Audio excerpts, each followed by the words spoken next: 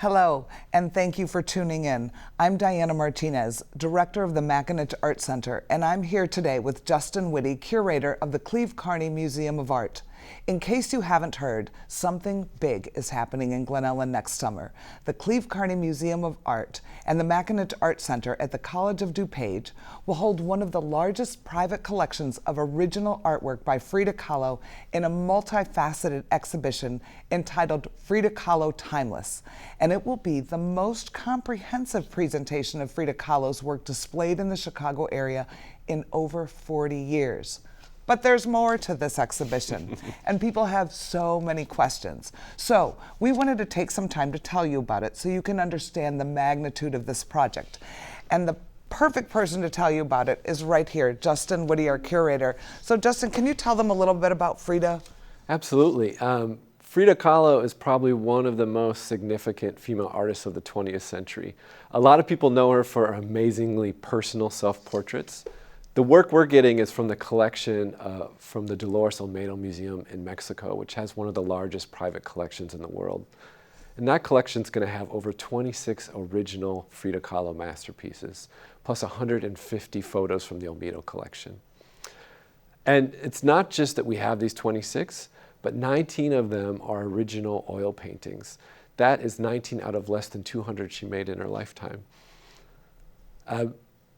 To learn a little bit about Frida Kahlo's work and why people appreciate her so much, it's also to understand her story, because it's her life story that connects to so many people. Frida Kahlo was born in 1907. When she was young, at age 6, she suffered from polio. At age 15, she entered the National Preparatory School shortly after the Mexican Revolution. It was this hotbed of ideas and culture, and it's at that school where she met the famous painter Diego Rivera. So she was in high school. Yes, she at was that time. 15. Yeah, so the National Preparatory School was like the leading school at the time. It was very special to get in. And when she went, she was one of only 35 female students. Out of like 2,000. Out of 2,000 students. So you know, it's interesting to me when they say, oh, well, you know, girls went to school then. I'm like, yeah, like 20 out of, 2,000. Yeah, it was still definitely a small amount, but she made a big impression. Mm-hmm. And part of it was because right away she fell in with this group of students called Las Cachucas, or the Peaked Caps, that were really well known or notorious within the school, very intellectual, very tuned into the happenings of the day, the artistic trends, but also kind of troublemakers. Mm-hmm. So I mentioned this is the first place she met Diego Rivera.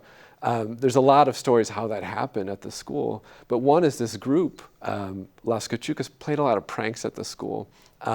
And Diego Rivera had recently returned to Mexico and was hired to paint a mural at the school. And some students, her friends, Las Cachucas and herself, would kind of taunt him and tease him, like setting the steps of his scaffolding on fire, or when he was painting a model, very attentively, kind of interrupting that session.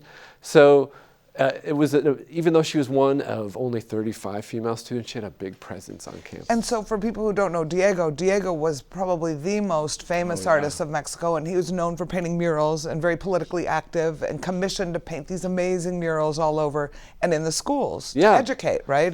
He was one of the big three muralist painters that were hired to paint murals that educated the Mexican public about the history and culture of Mexico. So he's most known for these amazing frescoes, but he was also a famous painter before that point. He was in Paris up until the end of the revolution and had a great international reputation. So when he came back, it was really a big deal. He was not only the biggest artist in the country, but one in the world at that point. So she's in high school. Mm-hmm. She's super smart, and then... Well, she's in high school, super smart with her friends, and then one day, actually September 17th, the day after National Day of Independence in Mexico, she was taking a bus home from school back to her home in Coyoacan with her boyfriend at the time. They were riding this bus, and when I say bus, you really got to think about these. It's not like the buses we see today, these large steel vehicles. It was basically like a wooden box on top of a flatbed, right? So she gets in, there's just benches, not seats. And the driver was kind of antsy that day, a younger driver, and he was driving a little erratically. And as they were driving, He moved to get around another vehicle, and they were hit in the side by a tram. So Mexico City at this time was full of buses and streetcars of a lot of people who had only started driving them a few years before, because the country had only been modernized in the last 10 years prior to that. So the streets were kind of chaos. It was just total chaos. So this tram T-boned the bus they were in. And from all accounts, it kind of bent it and snapped it. So it like exploded. People were flown from the bus into the street. Frida was thrown from her seat. Her clothes were ripped off of her. And actually a handrail from the bus pierced her body through her abdomen all the way down through her pelvis. And she was found laying on the street with this handrail stuck in her, covered in gold dust that a sign painter had, who was also on the bus. And people were just shocked. They didn't know what to do. She had her hair pulled back, and she kind of resembled a ballerina. So people were screaming, "The ballerina, the ballerina." A gentleman on the street actually insisted that they had to pull that handrail out while she was there, and they pulled it out while she was on the street. The Red Cross came, and they thought she was a goner. But her boyfriend at the time, Alejandro, was there, and he begged for them to take care of her. So they treated her. They lifted her up later on a billiard table that was exposed through a broken window because of the accident. And then they brought her to the hospital, where she was for over a month before she returned home, and she was stuck in bed recovering from this accident. But her spine was broken. Her spine was broken in numerous places. Her pelvis was broken. Her collarbone was broken. She sustained... Her leg. Her leg was broken. She sustained these injuries that affected the rest of her life. And most immediately, is in the direct aftermath, she was stuck in bed, recovering, bored, not knowing what to do, also not knowing what her career would be. So, and I think, when you think about her age, when you take a 17-year-old girl who's vibrant and full of life, and put them in that sort of a situation where they're basically immobilized for months. That's hard. That's a hard time for any child, boy or girl, at that age where it's so pivotal. To have something traumatic happen to you, I think. And I often think about her being this very cute and vibrant girl that's now isolated, home alone. I mean, we're going through COVID. We're isolated and home alone, and people are struggling when you're with your family and mobile. Imagine what that girl was going through. I think that's a good point. I think a lot of us have experienced in this past year, like how difficult it is to have the normalcy of our lives upturned, right? And for those of us with children who are no kids, how vital it is for them to have these social interactions, to be out in the world, to learning it. So the difficulty of having that removed, now imagine that you are now not dealing with that with the rest of society, but on your own. Right. So you know that your friends, you know the people around you are still engaging with the world. And not only are you stuck at home, you're stuck in bed and in an incredible amount of pain. So I think I think you're so right, just the kind of emotional stress of that situation, let alone for a teenager who really, by all accounts, fed on social interaction. But then that's where her parents also said that she needed something to do. She was bored. She needed to also maybe develop a different skill that might be her career. So her mother and her father arranged to get a special kind of V-shaped easel made for her bed so she could begin painting in bed. And they also installed in the top of her bed, there's a wooden headboard or wooden canopy. They also installed a mirror so she could do self-portraits. And that became very prophetic, right? So in this moment of isolation where she's going through all these emotions, the same boyfriend that pleaded for her life, that she was on the ride with, broke up with her while she was in this situation, breaking her heart on top of everything else. Then every day she could work looking at herself, studying her own face, doing self-portraits. And it was really just a year later that she completed her first, would be what she considered her first real painting, which is going to be in our show, actually. And what's interesting is how, really that informed who she was. That whole period right there informed, because she got known for her self-portraits and the quote, "I paint myself because I'm the subject I know best and I'm so often alone." Yeah. And I know you'll get into, and then the paintings were different. It wasn't your typical self-portrait. Now this is her first one that's more typical. You know, right? when she started, she was learning to paint. So I think when anyone learns art, they emulate what they see. And a lot of what she was seeing was kind of European-based, classical paintings, right? And very influenced by famous artists at the times, like Modati. Things like that were influencing her work. So her first paintings were kind of dark and palette, classical, very elongated figures.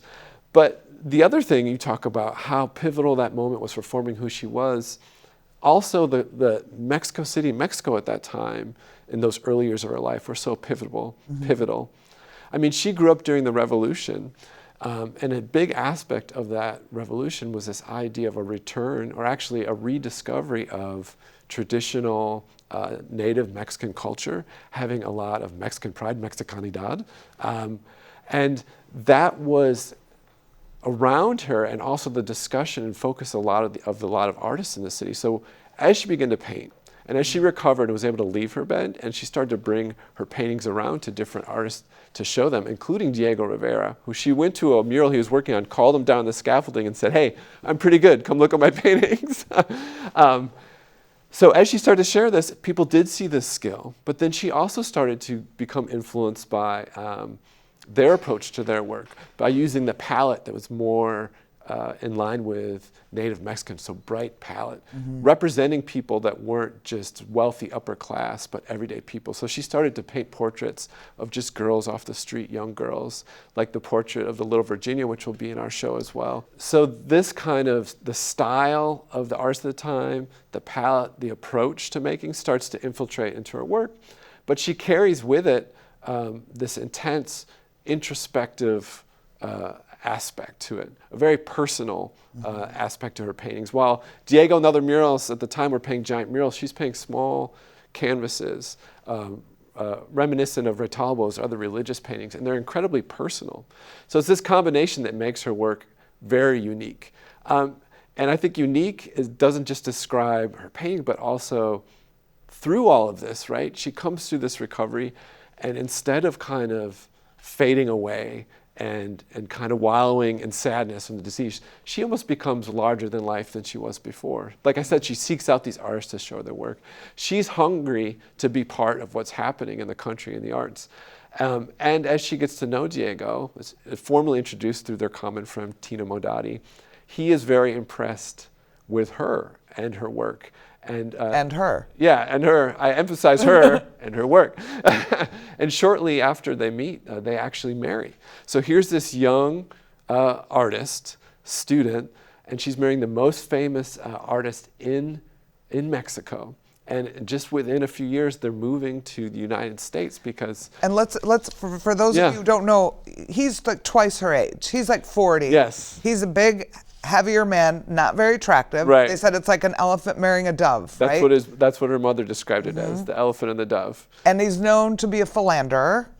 Yeah. So now you've got this young girl, after going through all of this, who falls in love with Diego Rivera.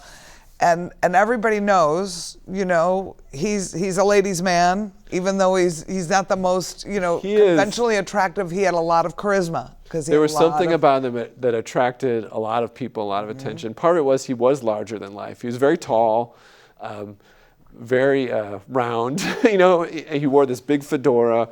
He was larger than life, and I think when they first got married, Frida very much was described as the young wife of Diego Rivera. So in the early 30s, a lot of the commissions for murals started to dry up in Mexico. So Diego and the other muralists started to take commissions in the United States. So they first traveled to San Francisco, where he painted a number of murals. And when they traveled by train to San Francisco and arrived, she was, you know, very much his wife. And it's interesting, this side wife is doing some paintings. But she continued to really paint at that time, meet a lot of pivotal artists. And also got a sense of who this Diego guy really was, because his kind of interest did not remain on Frida all the time. So she had to come to terms with that. And also that strengthened her, right? Because eventually they did come to an agreement that they were unique people, and they came to an agreement. They very much loved each other, but it was not a traditional relationship in any way. So for the next, 3 years, they're traveling through the United States. a brief period back in Mexico to start building a new house in San Angel. Then they go to New York, where Diego has a show at the Museum of Modern Art. And then they go to Detroit. And so in 1932, they moved to Detroit, where Diego got commissioned to do a mural. And Detroit is probably the farthest from Coyoacán or Mexico City that you can imagine. They're there over the winter. It's an industrial city. It's cold. People, whereas in San Francisco and New York, people looked at this young, beautiful woman dressed in Tijuana dresses, very outgoing, as kind of exotic and exciting. In the Midwest, in that period, they looked more skeptical, right? So she's feeling kind of isolated. And then she goes through a very painful miscarriage while she's in Detroit. Because of her accident and other situations in her life, Frida suffered with childbirth throughout her life. She always wanted a child, that's very clear, but she went through a lot of pain in trying to bring a child into the world. And in Detroit, she goes through this incredibly painful miscarriage and is in the hospital for a number of days. And she paints probably one of her most intense, personal, and difficult paintings in the aftermath of that event. And that's the Henry Ford Hospital. And in this painting, you see her in the bed of her hospital. The bed's kind of exaggerated large, there's blood on the sheets, right? You see the fetus of her lost child. You see a snail representing the slowness of the operation she went through. You see representations of the weird devices that were in the room that she didn't understand at the time. And this is not like a painting that's ever been painted before, right? And in that time period. Absolutely. I mean, in the 30s, you just didn't talk about, you still don't talk about it. No. But in the 30s, you really didn't talk about it. So I think that's what made her such a bold, it was such a bold choice and such a, probably shocking at that time, really shocking for somebody to see that. I think that those paintings are still very intense to view. But it goes back to a key aspect of her work, is that in her confronting trials and difficulties in life that so many people encounter, her response is to express them, to share them, to present them, almost as a way as confronting and moving past them. So when she finished that painting, the Henry Ford Hospital, even Diego said, this is unlike anything I've ever seen. And this is a time where there are very few female artists getting recognition, right? Right. It's dominated by men like it was in all fields. So as you said, let alone to paint a painting on this subject so clearly, directly, but then to do so as a woman. Was unheard of. Was unheard of. And I think that Diego realized in that moment too that Frida is not only just an amazing painter, but she has a voice that is unique to her generation. And you can look back to her time in Detroit, as painful as it was, as really solidifying the way that she made work, the style of her work, the honesty, the integrity, and also really what draws so many people to her work. Because a lot of people go through very difficult things. We're talking about... And don't talk about it. You don't talk about it. But when you see someone who can talk about it and express it for you, and you can relate to it, it gives voice to those experiences and feelings that you have. And that's why, through so much of her work and her career, she has such ardent fans, because it's more than just an amazing painter, which she is. It's more than just an amazing Mexican painter, which she is. But she is this voice for so many people, for women, for people with disabilities, for people who have struggled with family, for people who have struggled with, difficult relationships. But at this age, she's about 30, 25, 23, 25? She's in her 20s, yeah. So at 25, she's overcome polio. Yeah. She's overcome an accident that basically had her immobilized, right? That she should not have probably ever walked from again. Yeah. And then was able to walk. She marries one of the world's most famous artists. Yeah. She moves out of Mexico. Yeah. She becomes like a celebrity at 20, 23, 25 years old. 25 years old, in that very short time. You think about that. That's a lifetime. That's like 3 lifetimes. And I think about what you said, and you and I have talked about this so much, and I really believe it's the harder things that she got through that makes people attracted to her and relate to her. And it's people who with disabilities love her. Yeah. You know, because they feel like she's a champion. And Yeah. she's such a hero that way, that you can do it, you can overcome it, you can get up and keep moving forward. And not just move forward and like function, she moved forward and became who she became. Yeah, You know, I mean, you can ask people on the street who know nothing about art will know who Frida Kahlo is, right? Her image is ubiquitous in our society, and it's very much because of that, right? And I think going back to your point, it's not just that because she provides a voice for people who with these struggles and disabilities, but she's not asking for pity. She's not doing it in a weak way. She's doing it in a very confident, strong way. And I think that you have a situation where it's one of these first international figures that is talking about these issues in a way that's empowering, right? She is empowering for a lot of people. And you know, in her life, people started to notice too. So when they moved back to Mexico after their time in Detroit, they start to really interact with a lot of artists. Mexico City is still this hotbed for culture. So you have artists from around the world coming. People like Andre Breton, like the father of the Surrealist movement, comes and stays with Diego and Frida. And he sees Frida's work. And he says, oh, you are a natural surrealist, right? Because he wants to take this powerhouse artist and bring him to his cause. But he also introduces her to different dealers and collectors and helps her to arrange for a show in New York, which she then had in 1938, and then eventually a show in Paris. And in fact, after the group show she was in Paris, one of her pieces was purchased by the Louvre. which is huge, right? Which is huge. It's the first contemporary Mexican artist that the Louvre bought ever. And it was a woman. Yeah, and it was a woman. So all these things are happening, and what people realize also in her life, she started to become this star. So now you have this powerhouse couple of Diego and Frida, and like any couple like that, it continues to be turbulent. They at one point they get divorced in 1939, then remarried in 1940, and their whole life becomes this balance. But eventually they settle with this understanding. And their home, the Blue House in Coyoacan, which was her childhood home, becomes this center for culture and arts, not just for the country, but for the world. Such a good story. And like, there's more. And right? There's more. Yeah. So, you know, she was an activist. She was a feminist. She was an icon.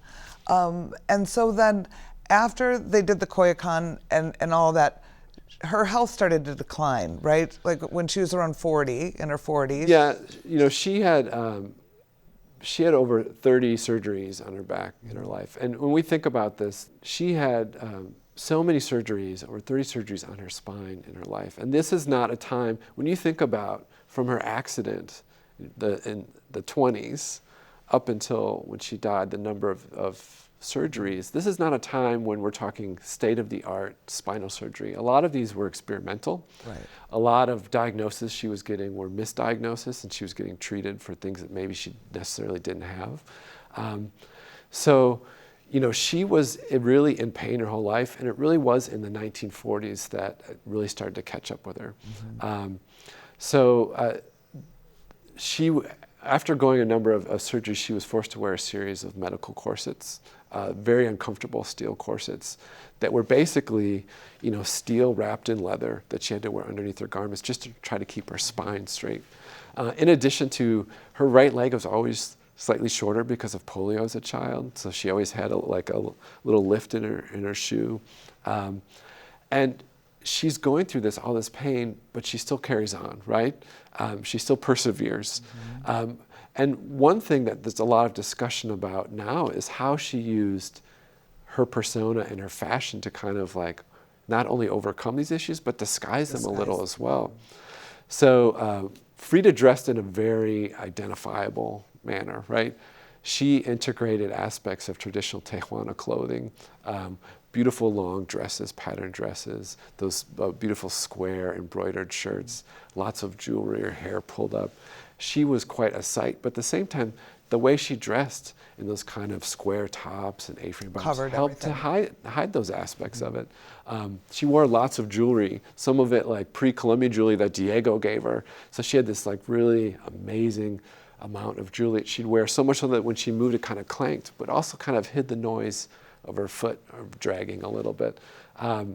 So she always adapted, right? And she always found the strength in herself and how she presented herself to overcome these things. But she did start to deteriorate. And eventually, the pain from these surgeries, the kind of drugs that she was giving, and then the self-medication she was doing, all started to catch up with her. And she was increasingly bedridden again towards the end of her life.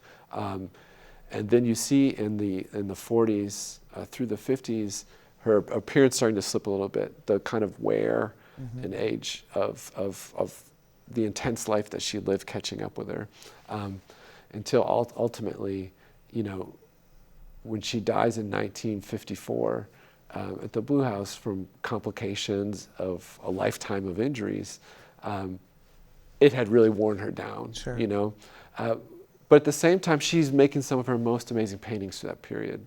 Some of her most amazing self-portraits, like a broken column. My favorite. Yeah, which really speaks to everything we're talking about, right?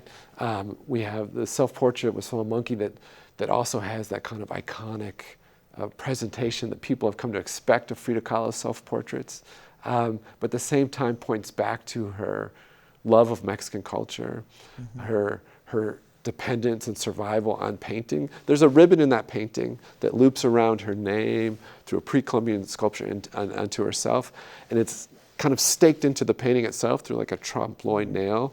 This idea that this is all rooted back to this practice, that it's all tied into these paintings. So through it all, this really intense life, she was able to create some of the most iconic paintings made in the 20th century. So this collection, for people watching at home, is valued at about $113 million. So a lot of this work from the Olmedo collection in Mexico has toured to places like Milan, Budapest, Moscow, and now Glen Ellen. And people laugh, but it's truly extraordinary that we have this collection, and it makes no sense. Like, why is it coming here? Right. And so many people ask this question, and before we move any further, I think that we really need to give credit to Alan Peterson, who is a lifelong Glen Ellen resident, and he was a dear friend to the MAC. He was a dear friend of the arts. He was a dear friend of Glen Ellen. Alan and his wife recently passed away.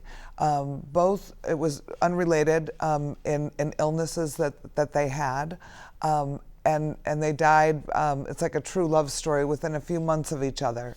But in 2017, this is how long this project has been going on, and this is why we want to share how big of a project this is.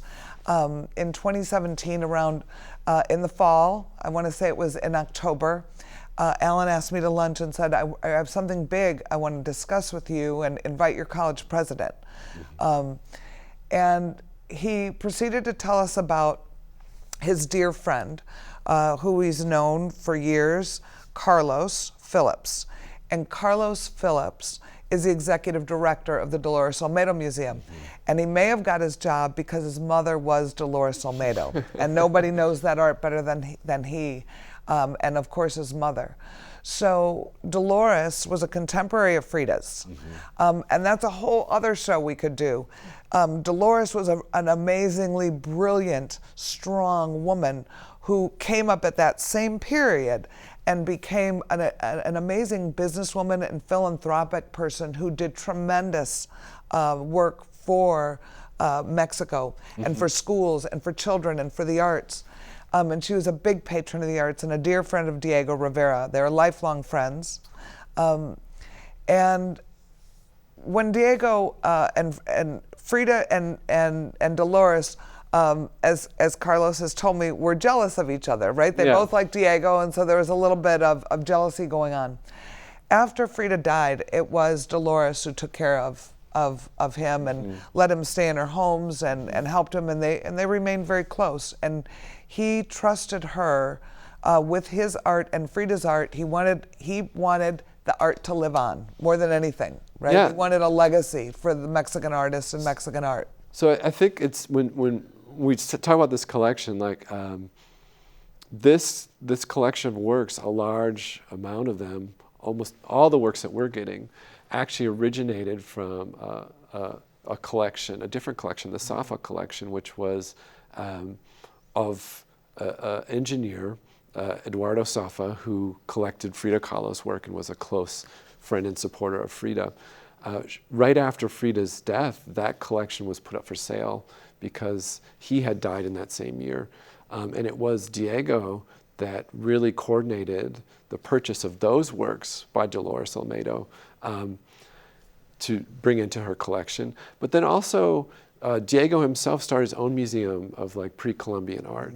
He had his own vast collection of his own works. Not only did Dolores purchase a lot of Diego's work, but as you said, when he died, he left his entire estate to Olmedo. So that included, the homes, that included the paintings, and a lot of other artifacts that really in past decades have really come to light to telling the story as well. Her clothes, different aspects to talk about medical history. So when you look at Dolores in the Olmedo Museum, you think about how Frida became such an international icon in the 70s and 80s. There was a show that we kind of reference, we say, in 40 years, in 1978, the Museum of Contemporary Art, that kind of brought Frida to this international museum level and introduced her to a lot of people of our generation. And that was work from the Olmedo Museum. Dolores Olmedo and that museum is responsible so much for Frida being who she is today, even though the two of them in life did have an interesting relationship. It's amazing, but it's amazing that these two women from this very small town outside of Mexico City became so prolific in the whole artist movement. Yeah. And it was two women. And without Dolores, we wouldn't have a lot of this art, So Dolores created this museum, which is absolutely beautiful. It's in her house, her former house. Her former beautiful hacienda. Gorgeous. And Carlos has preserved this legacy and kept it going and kept everything together.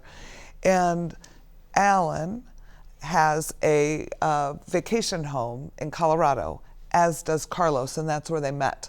And they lived next door to each other in these townhouse condos and became friends and got to know each other and built this lifelong family friendship between the two families who had vacationed together. So when Alan proposes to me, I thought, never in a million years will they do this.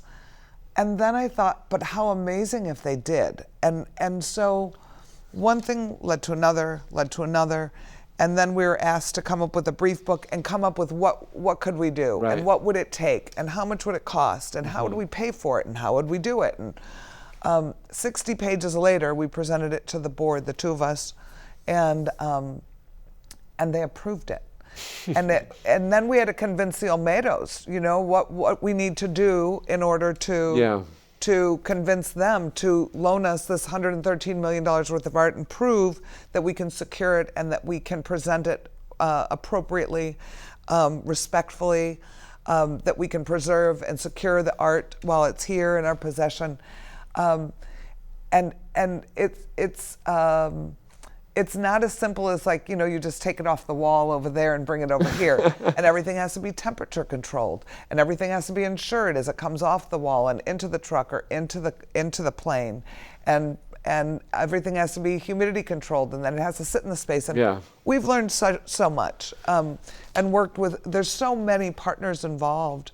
But the opportunity for this amazing experience, I thought, rather than hang 26 pieces on the wall, we want to make this an extraordinary experience that will live in history of Illinois, I think. Absolutely.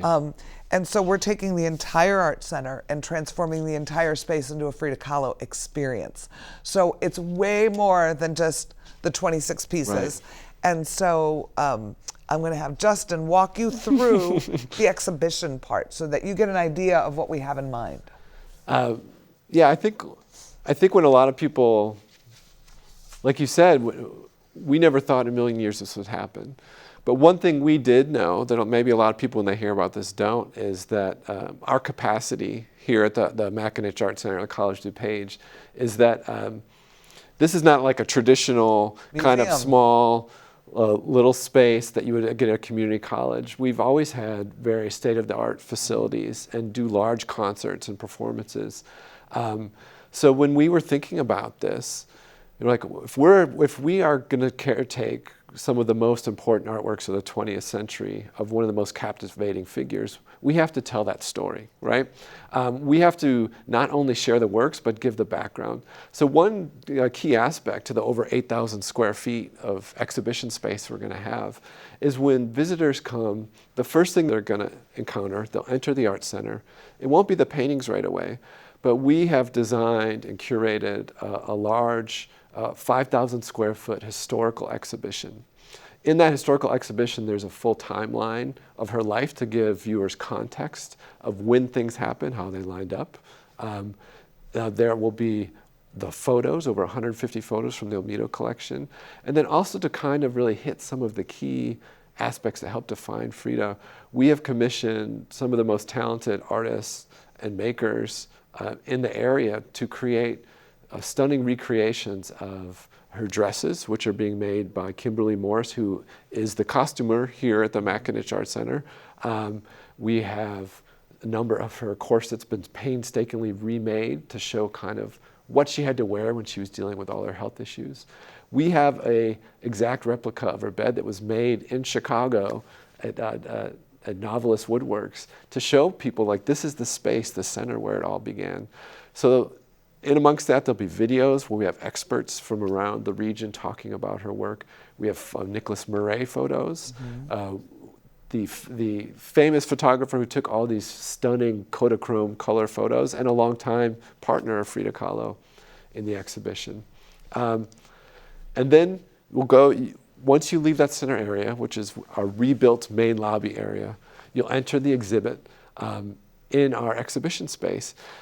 And when we first talked about this, we were like, oh yeah, okay, we can figure this out. And I remember like, we could figure out how to hang these in here. And it became very clear early on that we had to expand the space, right? So, and I think you can talk a lot about that process, how it happened. But essentially, what we had to do is rebuild our entire museum. Right. So we realized if we're taking on this responsibility, we have to protect and preserve and present the work in the way that the Met would, the way that the Louvre would, the way that any museum grade space. So after consulting with people from area institutions like the Art Institute of Chicago, we worked closely with white architects to develop an expansion of what was the Cleve Carney Gallery of Art. And we expanded north, knocking out what was a courtyard, expanding tons of, almost a whole gallery space of new exhibition space. But in the same process, we brought in museum grade security, a new HVAC, a new climate control system, all these things that visitors may not see. Yeah, a new completely digitized LED lighting system that can hit all the right lumen levels. There's all these aspects that visitors won't see as they experience this work that we had to develop and put in to make sure that it was securely done. It's the most expensive white walls and wood floor that you would never know. All the things behind those walls that make it super secure. And it's probably the most secure space. White walls and blank floor that you've ever seen. But in addition to those areas, so you go through the timeline, you'll see the photos, this great photo exhibit. We have a wonderful gift shop that'll be available, and then the exhibit itself. But it doesn't stop there. So as you head back to the, you want to talk about what's in the back of the Art Center? I'm very excited about what's in the back of the Art Center. This is my favorite part. So in looking at different potential sponsors, and when we were doing our research, we realized that the garden, Frida Kahlo's garden, was really inspirational to her work and to her spirit. And so I thought, well, we have this beautiful courtyard where we do lakeside. Why don't we create a garden? And you know, I photoshopped some ideas, and then Anna Ball, who is the CEO of Ball Horticultural, comes to a lot of shows at the MAC, and so I met with her and Karen Kuhn, the head of our foundation, and I said, you know, Anna, I have this idea, and I showed her my awesome Photoshop of recreating the pyramid with our scenic crew and doing some flowers and pots, and asked her, what do you think about this, and would Ball Horticultural sponsor the flowers for it? And she looked at it and she smiled, and then about a week later she came back to us and she said, look, we're going to do the garden. She obviously didn't like my gardening ideas, and Ball has stepped up to sponsor the entire garden. They have studied what their team over there, they are the largest horticulturalist in the world, full stop, right? So what they do at Ball is pretty spectacular, and they have growing plants in South America and in Africa, and so they started growing plants in Mexico and in South America to try to emulate exactly the right growing conditions and to start these plants for our exhibition. They studied the paintings and went through and identified what plants and flowers were in their paintings. They studied pictures of our garden that you can see. And it's really spectacular what they've done and what their plans are. So as you approach the MAC and you walk through the walkway, you'll see plantings, and we hope to make it educational where you can learn about these plants as well, and they'll identify the plants. So if you want to make your own little Frida garden, you'll be able to identify these plants when you go to the store to look for them as well. But this partnership is truly a blessing because it's so unique that they happen to be right in our backyard.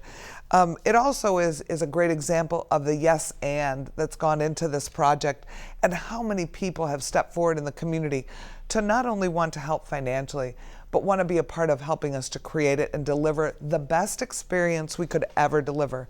I can't imagine anybody else who could make this garden better than they will be able to.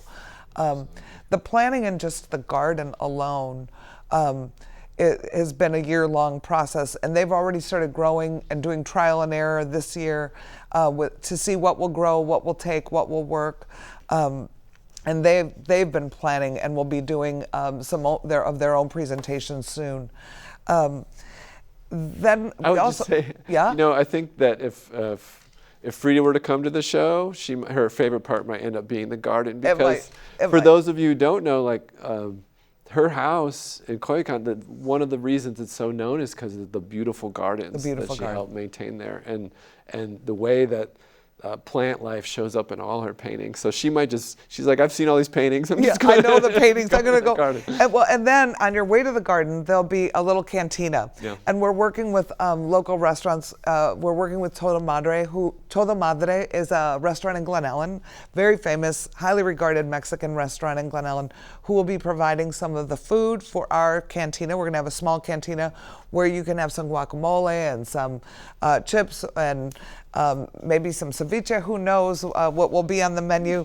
And you can sit outside and have a margarita and reflect on what you saw. And we'll also have paper and pencil there for you to write your impressions. So we have the cantina, we have the garden, and then if you go down the hall to the left, of course we have to have a children's area. And I think because we're a college and College of DuPage is such a big part of the community, I think it's important to educate children about the arts and about Frida, and children already know about Frida. That was the amazing thing to me. Frida studied in school. So the children in town were excited. And there's a gentleman whose sister, Debbie Venezia, who runs Arts DuPage here in our area, she said, I really want you to meet my brother because of your Frida thing. And I thought, yeah, you know, everybody's told us that. So I met him for coffee at Starbucks, and he came with these books. He's written over 100 books for children. And I was like, oh my gosh. And he's an illustrator and an author. He's a wonderful artist in his own right. And he wrote a book on Frida and Diego. He's written books on not only artists, but he writes on the world's greatest composers, the world's greatest artists, the world's greatest president series. And Mike lives in Glen Ellen too. So we had all these amazingly unique, special connections of people who have stepped forward to be a part of this and who've been quite a part of it for almost over 2 years now. They've been working with us. And Mike offered to help to design a coloring book for the children's area, children's projects, an interactive mural thing that children can work on to help educate children. So if you have a little one at home, he wrote Getting to Know Frida Kahlo, Getting to Know Diego Rivera, the World's Greatest Artist series, and they are part of the Scholastic series. So you could get that book for them while you're here at our show too. In addition to that, we have a year's worth of programming. And we've actually been doing programming all along, and I think with the COVID interruption, it's extended our period of programming. And we were able to sort of stop it and pick it up again. And I'm really excited about the programs that we're able to get now. We're kicking off with Celia Starr, who just wrote a book called Frida in America. And she will be coming here later when we have the exhibition to do a lecture, but we're going to do a book club on October 4th. We have Kathy Baum, who's going to do a talk. She's a faculty member on Frida's fashion. Cesario Moreno, who is the curator of the National Mexican Museum of Art, will be doing a talk. I'll let you talk about the next few. Yeah, Julie Rodriguez Wildholm, who a lot of people know is the former director of the DePaul Art Museum and is now at the Berkeley Museum of Art. She also curated a show at the MCA that was based around 2 Frida Kahlo works and contemporary artists who are influenced by Frida. So she's going to be talking about that aspect. College of DuPage professor David Ouellette, who is an expert in animals and art, will be talking about the roles of animals in Frida's work. And then one of the forefront Kahlo experts in the country, Adriana Zavala, will be will be giving a lecture to give us insight into the range of not just Frida, but her contemporaries, female contemporaries at the time. We have other faculty, such as historian John Paris, talking about the Mexican Revolution.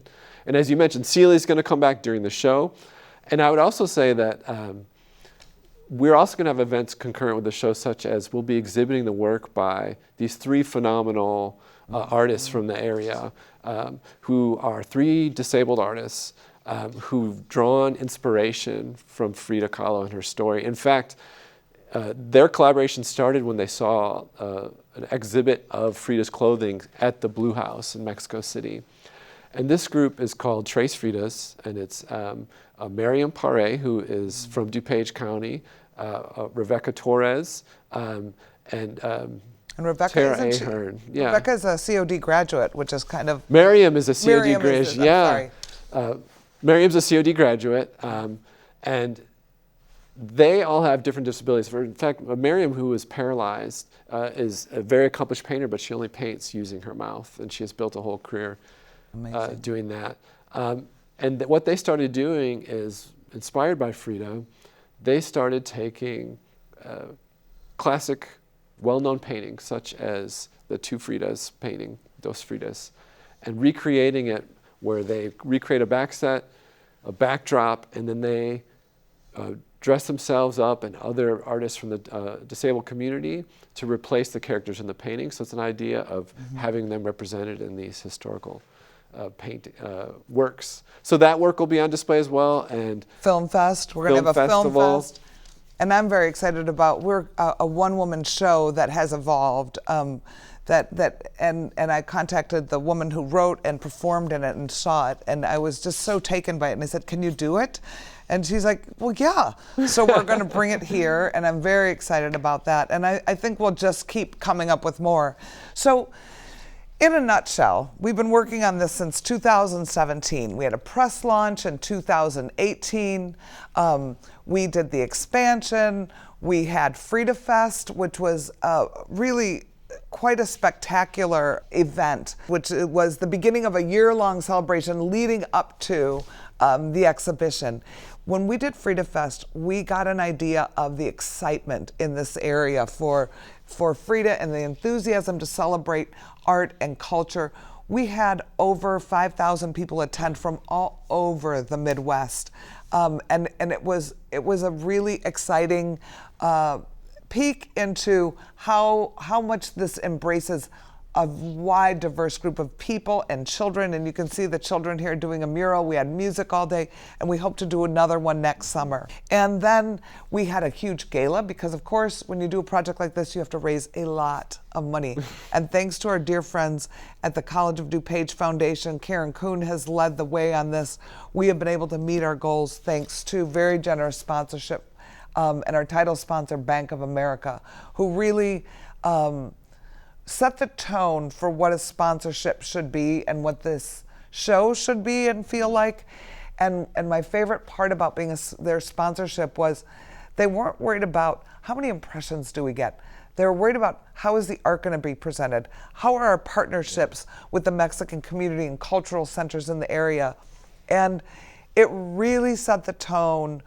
They are great lovers of the arts and art appreciators, and they support a lot of cultural institutions. They really set the tone for what we wanted in a partnership, and I'm forever grateful to Bank of America for their leadership and their partnership with us and helping to always keep the best interests of the art and the show in the forefront.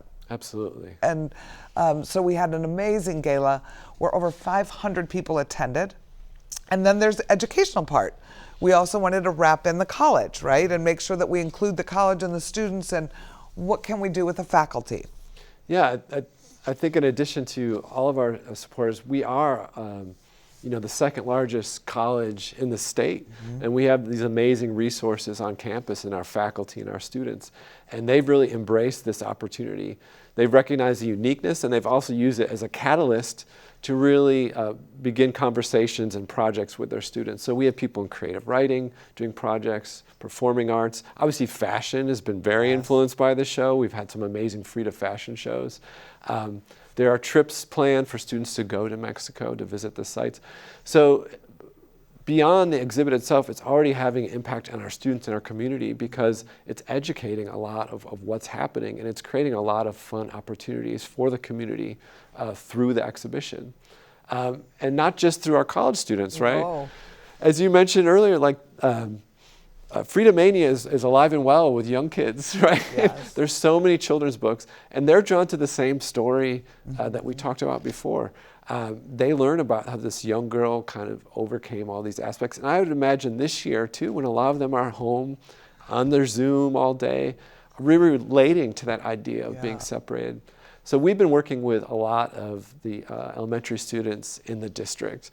We had, early on, we had a meeting where students from the district came and presented ideas how to engage them to us. So here you can see some images. These are their presentations. They're very dressed up, very professional, and they want to do like a coloring contest and all these things. But they're really into it. And if you go to some of the area, well, once you can return to some of the area schools, you'll see some of the great artwork they've already made in anticipation of it. Yes, they made their own little murals Yes. and put them up, and they're beautiful. I think one of the most exciting things with this opportunity to expand is it will allow us to continue to do exhibitions like this in the future every summer. Yeah, we were talking earlier about how we got ready by expanding the gallery. And in the short term, that definitely did meet the needs of this loan, of this artwork. But we also did all of the changes to the space with the eye towards the future. Right. So anything we wanted to do, we wanted to raise it to a museum level so we can do shows like this every summer, every year. For the rest of our lives. For the rest of our lives. So it feels like, well, if one show starts in 2017.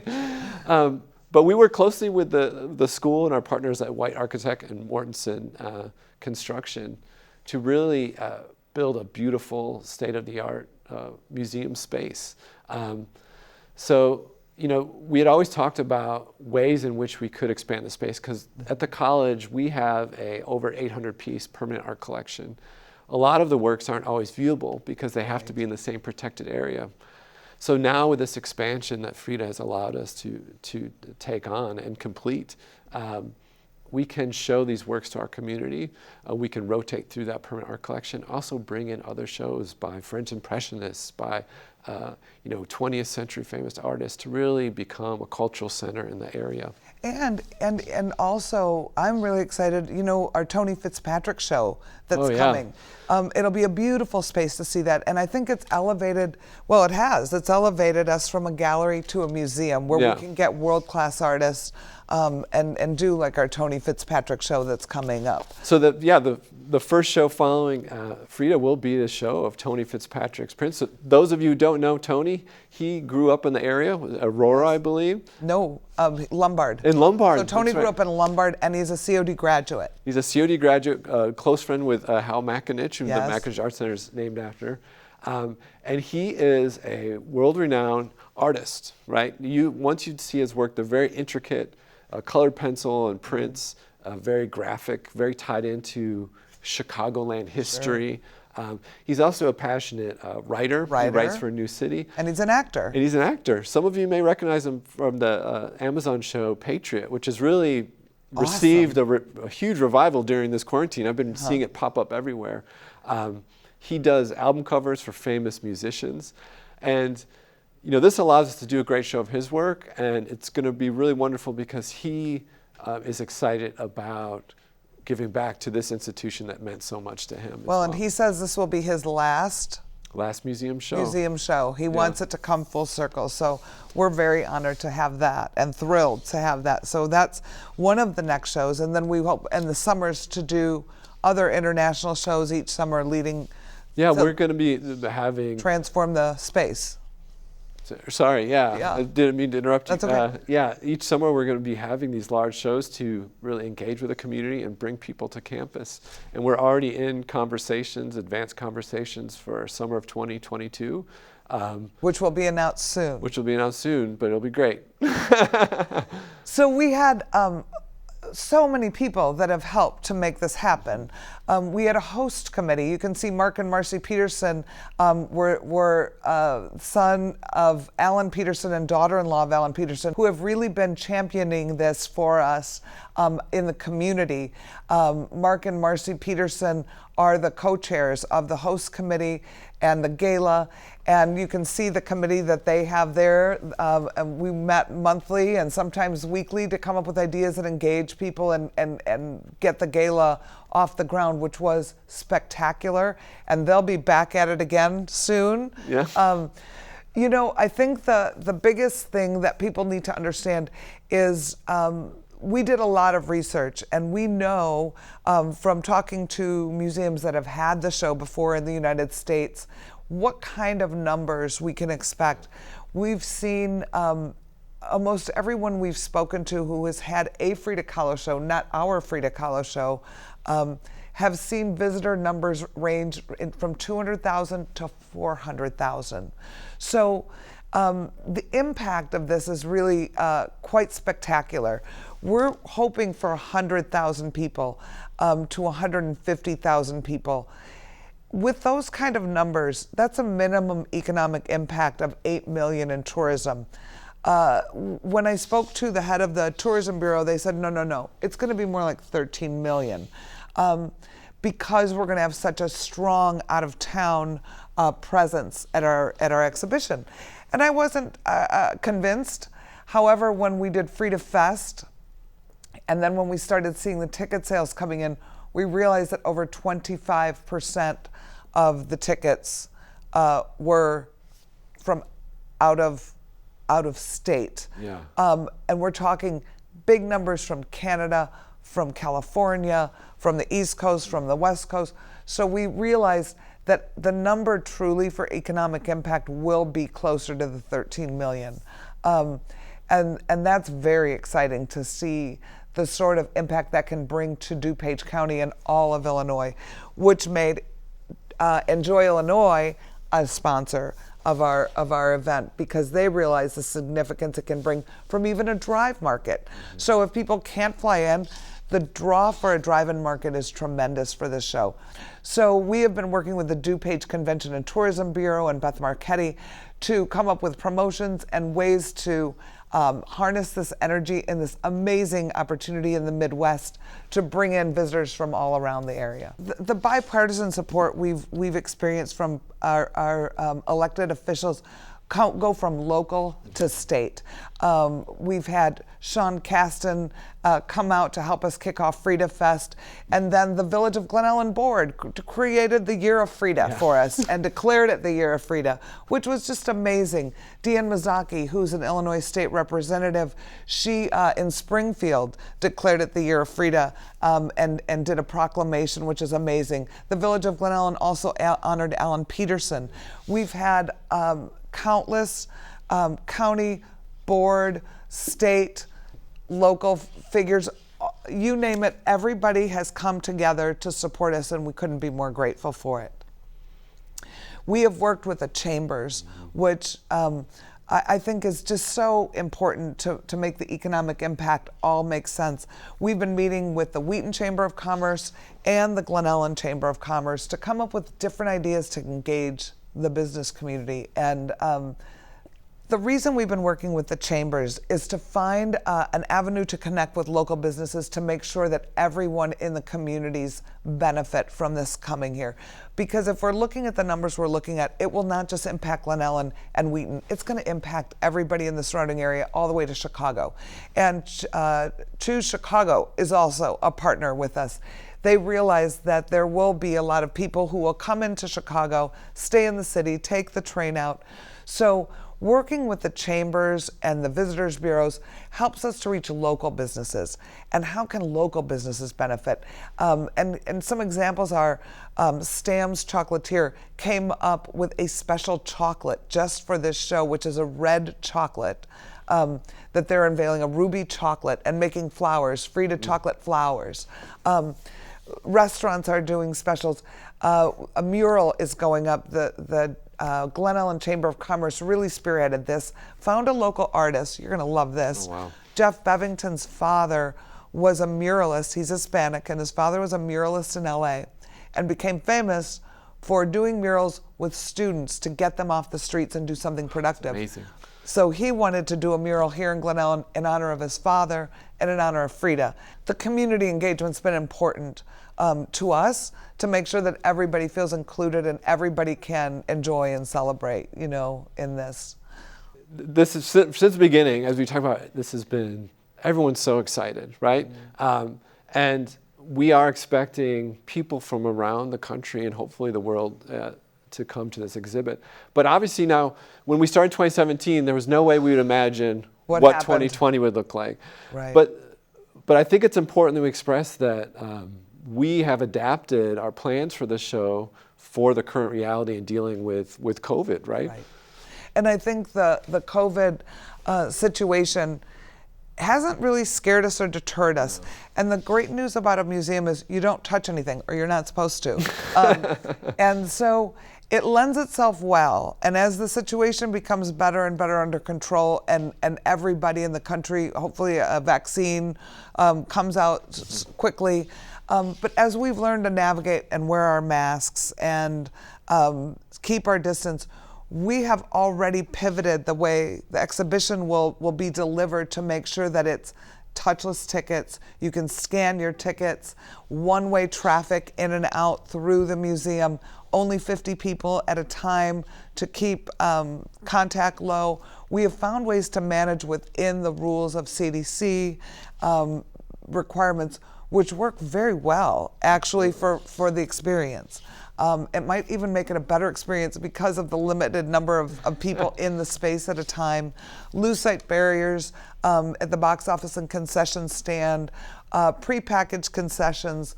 So we've really been working and studying different best practices throughout the country and figuring out how we can make sure that beyond cleaning and disinfecting, that we can make the experience as safe as possible. I think, you know, everyone who's thinking about coming just really needs to know that we take this very seriously. Yes. And we've created a very safe environment.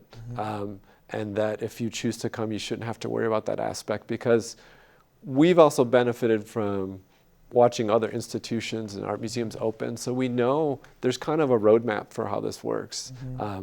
And like you said, if anything, you're going to end up with more space around the work and with the work, and more time with Frida because of it. So I think that even though it is a challenging time, it's that it's going to be a fantastic experience, and it shouldn't be something people are worried about. Not at all. I think that the more time we have, the better it becomes, because we keep coming up with new ideas and new ways to engage. And I'm excited to be able to present to everybody who's watching today, to say, think about how you or your organization or your school or your club might want to celebrate this opportunity, and jump on the bandwagon and come up with a plan. And how can you make this work for you? And that's the biggest reason we wanted to present today. We have seen our sponsors come up with unique ways to attract business and attract engagement, and we welcome you to join us with this journey, and to think of how you want to celebrate Frida Kahlo, be it through Mexican heritage or culture or food, or you never know. Everybody has their own take and their own angle, and we invite you to join us on this journey. And in closing, Justin, do you have anything else you want to add? Well, I would just say, back to the story of Alan Peterson and the Olmedos, is when they first met, it was through Alan and his family reaching out to this new family that had moved into their community in Colorado. And the idea of building a bridge with that family, making them feel welcome. And that created a lifelong friendship that led to this moment. And that spirit of building bridges is carried through this entire process. This is going to be a phenomenal experience. And we are looking to build bridges with our community and any partners that are interested, because that's really what it's been about from the beginning. Yeah. Perfectly said.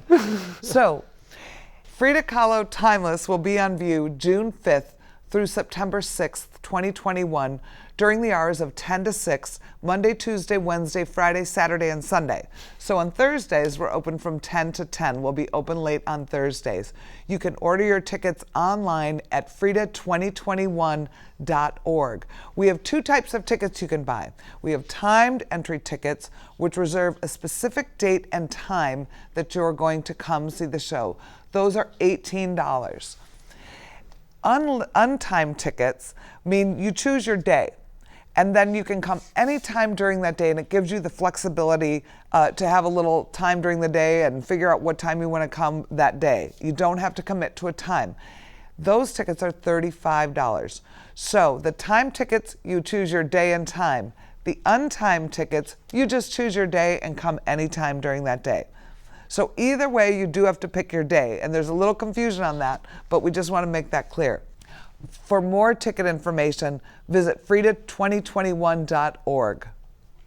We can't wait to see you at Frida Kahlo Timeless. Thank you for watching.